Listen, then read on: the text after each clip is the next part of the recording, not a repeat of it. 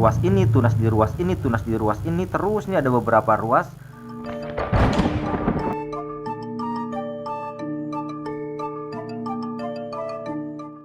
Ini saya ada Dut Anjamani nih.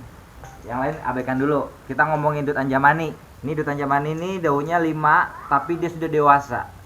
Terbukti dia itu sudah punya batang yang panjang. Nah, padahal batang satu ruas ini kan satu daun. Berarti dia sudah dewasa. Kalau jadi daun semua, harusnya di daunnya tuh sudah belasan. Gitu. Nah, ini saya dapat dari kakak saya ya. Dari kakak saya waktu itu 3 bulan yang lalu kurang lebih itu posisinya tuh sakit, jadi pada layu. Dan kemudian saya rawat, saya permak, dan daun-daun yang sudah layu itu sudah pada habis.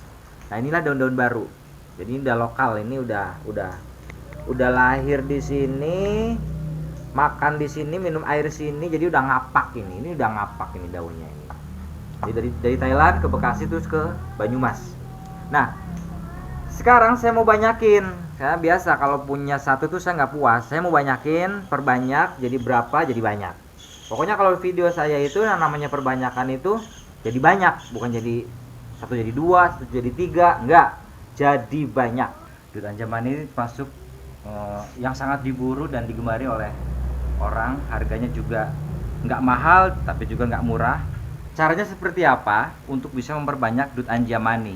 Kalau penambahan 1 jadi 2 jadi 3 tuh penambahan, tapi saya mau banyak, jadi caranya bongkar. Kalian punya Dut Anjamani seperti ini, lakukan cara seperti ini nih ya, gitu. Kita pelan-pelan kita bongkar, kita pelan-pelan, karena jangan sampai kita akan merusak akarnya ya. Pelan-pelan aja. Nah, nih. Bismillahirrahmanirrahim. Nah, ini ternyata panjang sekali ini batangnya ya. Bismillah. Dah.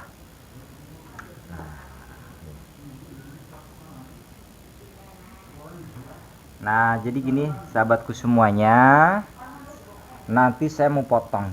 Nah, prinsip kalau yang namanya aglonema itu satu ruas pasti ada satu tunas ya, satu ruas satu tunas. Ini kalau dihitung umurnya itu dari di kakak saya itu mungkin sudah hampir 1,5 tahun, tetapi dia tidak pernah beranak. Padahal tunasnya banyak, tetapi tidak pernah beranak karena dia sibuk ngurusin ini, gitu. Nah, biar beranak bagaimana? Harus dipisahkan. Prinsip aglonema itu adalah satu ruas satu mata tunas, satu ruas satu mata tunas, satu mata tunas satu tunas, dan akan menjadi satu pohon. Nah, tentunya kan tunasnya dari bawah itu sudah banyak. Ruasnya banyak berarti tunasnya banyak. Satu ruas satu tunas, satu ruas satu tunas. Pasti ada. Pasti ada. Ada yang kelihatan, ada yang nggak kelihatan. Di sini belum kelihatan, tapi atasnya kelihatan.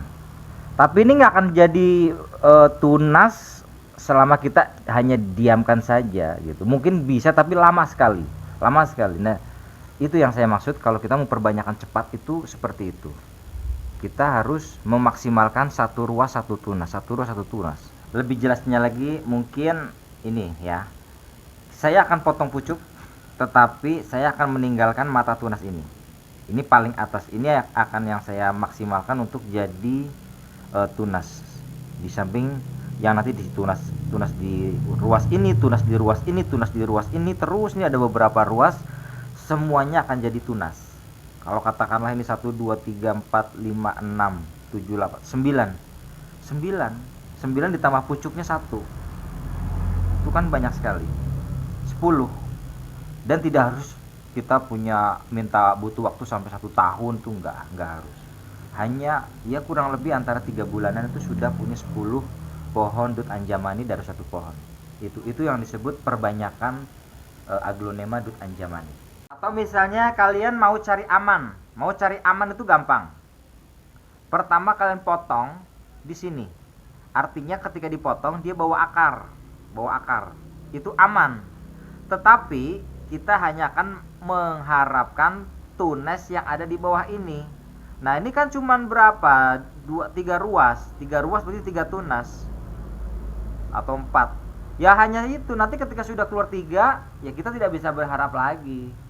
Padahal di atas masih ada ruas-ruasnya, ruas-ruas juga kan. Nah, sampai di sini kita akan potong itu di mana? Sebetulnya ini juga tunas, tetapi kalau kita atasnya sini ya, karena emang satu ruas satu tunas. Kalau kita atasnya sini, saya kira kependekan buat si akar ya, kependekan. Jadi kita panjangin dikit, di bawahnya dia lah. Oke, berarti di atasnya tunas ini. Kalau yang master di sini, mungkin saya di sini aja. Bismillahirrahmanirrahim, kita akan potong ya. Bismillahirrahmanirrahim.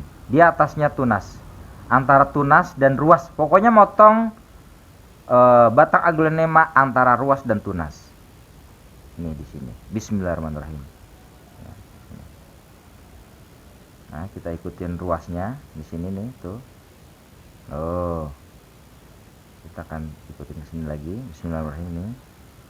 Pelan-pelan aja, kita nggak usah buru-buru, toh juga Belanda masih jauh ya. Oh, Bismillahirrahmanirrahim. Nah, kita angkat sedikit, sudah terpotong. Nah, ini akan saya tanam dengan cara tanam pucuk. Cara saya ya, cara saya. Jadi saya potong nanam pucuk aglonema itu caranya seperti ini sahabatku semuanya. Saya hanya pakai nih gelas plastik bekas minuman atau baru nggak apa-apa nih, ini gelas plastik. Kemudian saya kasih ini pasir malang. Nah ini. Tapi sebelumnya, nah sambil nunggu dia kering, kita akan olesi dia fungisida. Itu sudah menjadi rumus.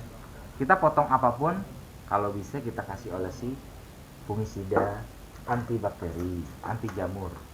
Nah, saya tinggal olesin saja pakai fungisida. Nah, kok nggak pakai yang alat sendok atau apa gitu? Saya kayaknya lebih mantep aja kalau pakai ini, pakai tangan lebih mantep. Toh kan nanti kita bisa cuci tangan. Ini bonggol dut anjamani sahabatku semuanya.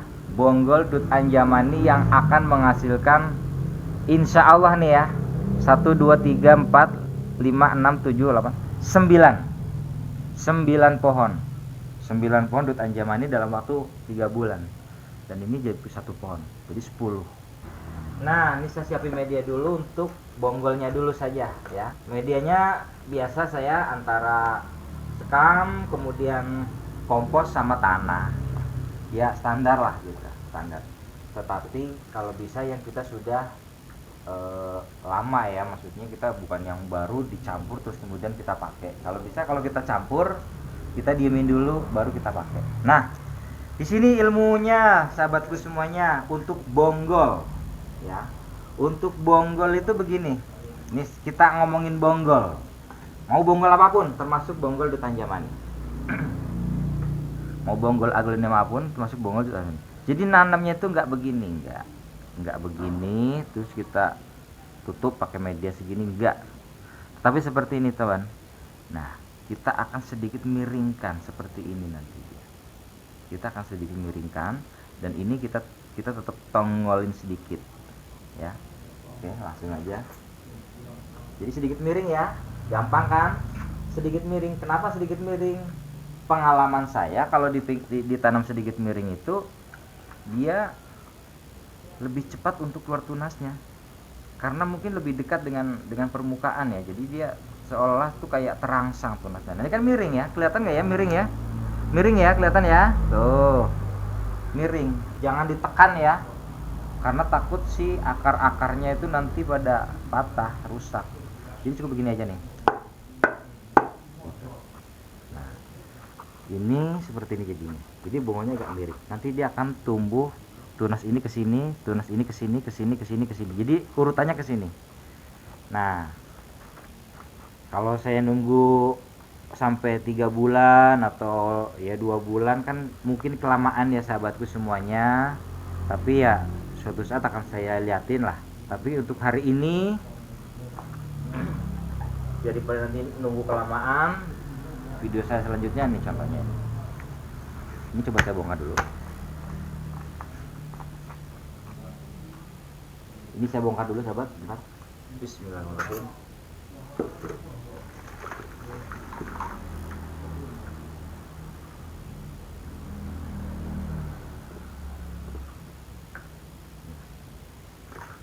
Nggak apa-apa, buat kalian saya bongkar-bongkarin dulu, nggak apa-apa, biar jelas, karena ini ilmunya seperti itu. Nah nih, akarnya bagus sekali. Ini adalah Glonema beras tumpah. Dia kalau kita lihat tuh, bonggolnya itu dia miring, dan ternyata anaknya setiap ruas keluar anak banyak banget. Ini kalau kita hitung nih 1 2 3 4 5 ya, 6 7 sahabat. Maksimal banget karena memang ada 7 ruas. 7 ruas, 7 mata tunas, 7 tunas jadi 7 pohon. Ini kalau sudah sekitar 4 daun lah, 4 daun, atau dia sudah memang bisa membawa akar gitu. Kalau terpaksa enggak, kita potong sama bonggol-bonggol. Jadi jangan dipisahkan, nunggu lagi bonggol diharapkan keluar lagi. Kalau udah habis ya sudah, nggak bisa keluar lagi, dia tinggal matinya aja. Mendingan potong, bawakan ke anaknya, bonggolnya ini dibawakan aja, nggak apa-apa tuh. Oke, balik lagi ke Dut Anjamani. Ini pertama adalah potong bonggol sudah. Sekarang ini yang paling penting, ini yang paling kadang-kadang sahabatku semuanya itu suka pada takut karena udah nggak ada akarnya, gimana ya.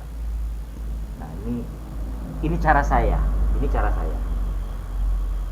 dan saya selalu, alhamdulillah selama ini saya selalu berhasil. Saya hanya pakai ini aqua gelas sama pasir malang. Kalau nggak ada pasir malang, mungkin di daerah kalian nggak ada, boleh pakai kerikil kecil, batu-batuan kecil, atau apapun lah, pokoknya yang penting sebetulnya sih untuk menyanggah aja ya. Begini saja, kita kasih pasir malang. Setelah itu kemudian kita taruhin di sini ya, taruhin di sini di atasnya. Kita boleh tinggiin lagi, nggak apa-apa, biar nanti tampungan airnya cukup banyak. Dia sebetulnya tujuannya pasir malang itu bukan biar dia buat subur, tetapi untuk menjaga biar dia nggak rubuh. Tetapi kelebihannya untuk pasir malang ini kan dia berpori-pori, jadi dia bisa menyalurkan oksigen dengan lebih baik, dan untuk pori-porinya ini kan dia untuk merangsang si akar dia lebih baik. Nah seperti ini aja sahabatku semuanya, gampang ya. Sudah selesai, hanya seperti ini.